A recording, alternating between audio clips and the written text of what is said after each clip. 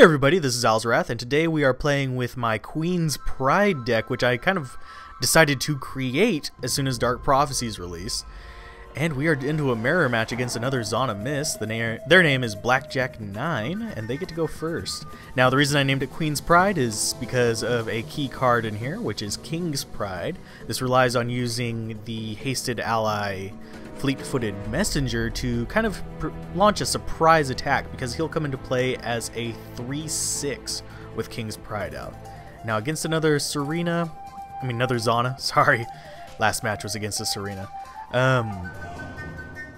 We're gonna have to be careful about overextending, so we're gonna go ahead and get rid of our Jasmine Rose Colt. We have 3 allies in hand, but we have a good 2, 3, 4 series drop, which we don't really want to do because we'll be walking right into a tidal wave.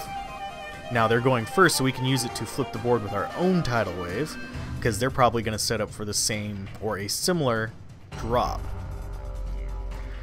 Now on turn 2, if they don't have a Puan, I will drop mine. I'm hoping for maybe a Champion of Yarum or something like that to kind of take the heat. Nope, they didn't even drop anything. That's uncommon for a turn 2.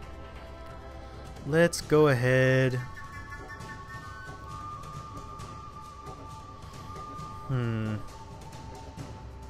We're going to get 2 resources on this one. So we want to keep the Puan for sure. Let's go ahead and get rid of one of the tidal waves. I hate doing that because tidal wave is so important to a Zana deck, but I really want to keep the Focus Prayer to shut down their draw as soon as it comes into play. And I want to keep the Wisdom Staff for my draw engine. And Fleet-Footed Messenger, I have a bunch of 3 drops here as far as allies go. I have the Fleet-Footed Messenger to drop in a real fast hit, which would be kind of a post-tidal wave kind of thing. I have the Alden, which is a pump. There's a Larian Seductress. Not going to be able to do anything against me because, well, she only disables if they have more resources than you. And we're going to go ahead and sacrifice this Puan. Ah, she is 4 life. That sucks.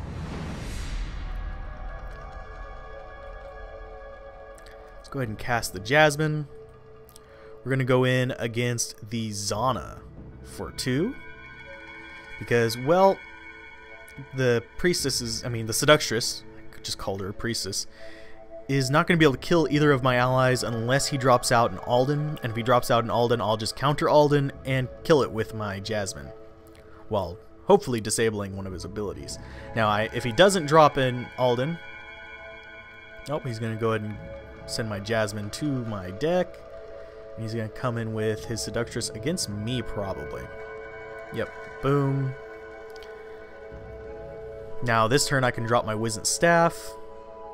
Oh, there's another tidal wave. Let's go ahead and get rid of the Focus Prayer, I guess.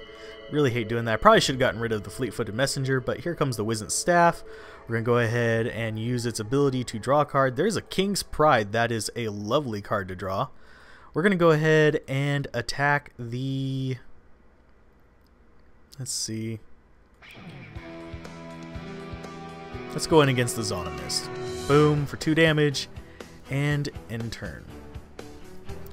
Next turn I can drop the Alden, and I can kill the Seductress by whacking it with my staff first, or I can go for a few other options here.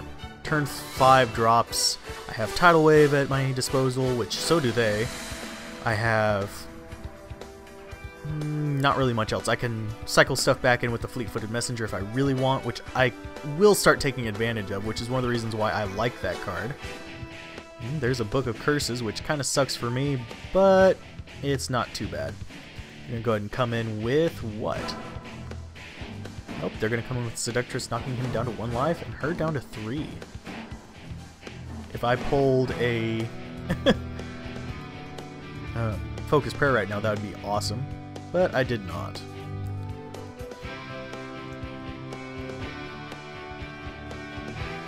Let's go ahead. They're going on the disabling route. So I think I'm going to go ahead and sacrifice the Fleet-Foot Messenger, and I will drop out the Alden the Brave. Boom. We'll go ahead and... Here's one of the mistakes that I constantly do with Priest, because I always forget. I have Wisdom Staff. Let's go ahead and draw. And there's the focus prayer I was talking about. That would have been great before. We're going to go ahead and use her ability to heal the Pewin. We might be luring out a tidal wave here. But we're going to go ahead and attack the Laerian Seductress, knocking her down to 2. Which deals a little damage to us, but it also gives us the ability to get rid of her. Boom. If he has a tidal wave, he will be using it on this next turn, which will give him board control, but we'll also get the time to bring out our own Aeon and follow that up with a lovely little King's Pride. Here's his 5th resource. Do we see a tidal wave? Very quite possibly. No, it's a Raven Wildheart. That's not bad. Let's go ahead and ditch our own tidal wave. That is a 3/6. So it's going to be 3 and 6.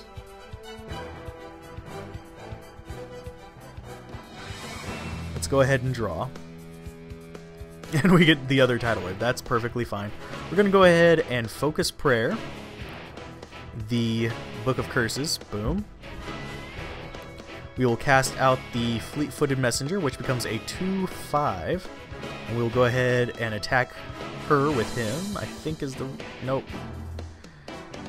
No, that's not the right play.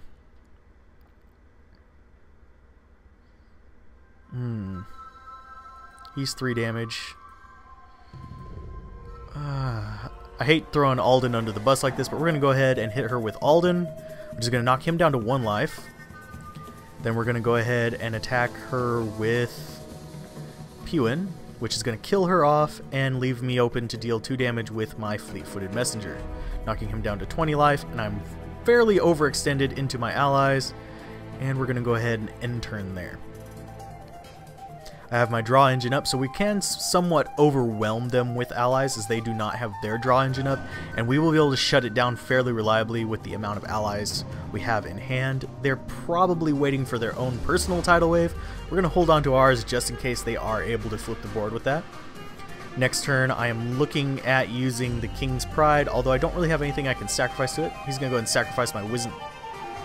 He's going to go ahead and focus prayer my Wisdom Staff, leaving me open to deal as much damage with my allies as possible. There's a Book of Curses again, as his hand is now empty. That kind of works out good for me. We are going to go ahead and ditch the tidal wave. We are going to consider our options here, but let's go with the King's Pride, as that kind of counters the effect of the Book of Curses rather effectively. Let's go ahead and start dishing out some serious damage here. 3 damage from the Fleet-Footed Messenger and horrible damage from him. He's getting... He should actually be at 3. He should be at 3 damage. That's a bug. But anyway, let's go ahead and keep going at him full force and end turn. He's hoping for a lucky tidal wave, top deck, which would be pretty much the only thing he can do that can truly save him right now, but I do have plenty of other options in my pool to deal with him. Being the, oh, no, he's going to Leyline Nexus that. Lots of removal in this deck, really surprising me. Dropping them down quite a bit, and he pulls a card. But is it going to be enough? He's going to go ahead and heal himself. This is going to buy him another turn, but I have options. There's another Alden, but I can't really sacrifice my Alden. Maybe we can tempt it out of him. Let's go ahead and use our ability to cycle... let's cycle Jasmine back in, I think. No, we're going to cycle Alden back in. We can draw him again later. And we throw out... Yeah, we're throwing out Jasmine, I believe is the proper choice. No, we can throw out Aeon. I'm changing my mind a lot. Let's go ahead and just keep attacking. We'll see if we can overwhelm their healing ability while we're building up shadow energy to heal ourselves, actually.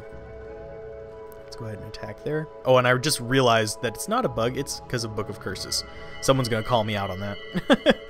I always forget about Book of Curses because, well, I don't play against it very often. It's not a common card to run into. They have 2 cards in hand, so one of them could be a tidal wave, which would spell misery for my board. But, yep, there's a tidal wave. uses up all their resources, giving me a free turn to kind of build back up.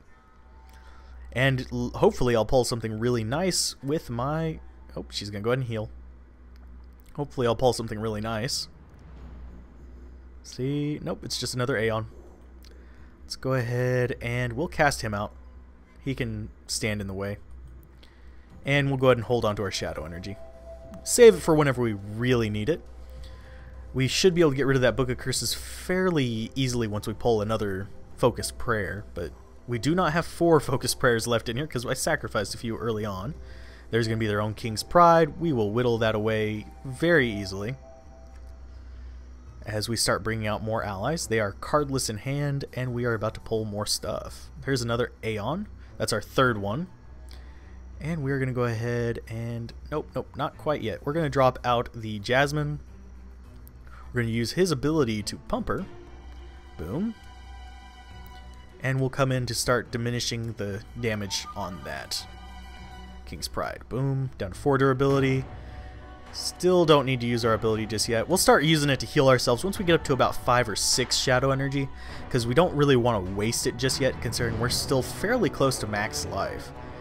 They are going to run out of Shadow Energy for their own healing, which means it's going to work out good for us. There's a good Ascendant, not going to help them very much until they get some allies out which it can heal. And there is the last of their healing for a couple turns at least. Let's see. Ooh, and Sacred Firewalker. That will get damage through. Let's go ahead and skip. We'll cast Sacred Firewalker onto our Jasmine. Boom. Giving her a lot more damage. We're going to go ahead and use Aeon to pump her again. Up to a 4-6. She's getting truly massive. We're going to go ahead and attack and show just what this can do. 2 damage up front. 2 more damage through the armor. And here comes Aeon in to take another tick off of the armor. 1 more turn and that armor will be gone. We're going to go ahead and end turn there. Now, Jasmine is turning into quite the nasty little powerhouse right there. And she's getting big thanks to Aeon. I'm going to hold on to the other Aeon in my hand just in case he does pull a lucky tidal wave. Oh, there's a fleet-footed messenger that is rather large. It's a 3-6. He's going to come in against the Aeon most likely to get rid of it, or he's going to come in straight for me and try and death race me. I highly doubt. I can heal the Aeon perfectly fine from this hit. Boom. Knocking him down to 4. We have plenty of healing resources in our hand. Let's go ahead and skip. We will drop out the Puin to provide a little more board presence, and we will go ahead and use him to pump the Jasmine once more, up to a 5-7. She is getting ridiculous. We'll use our ability there to heal the Stormcaller, just so he can keep taking the beats, and we're going to go ahead and take down the armor as soon as possible.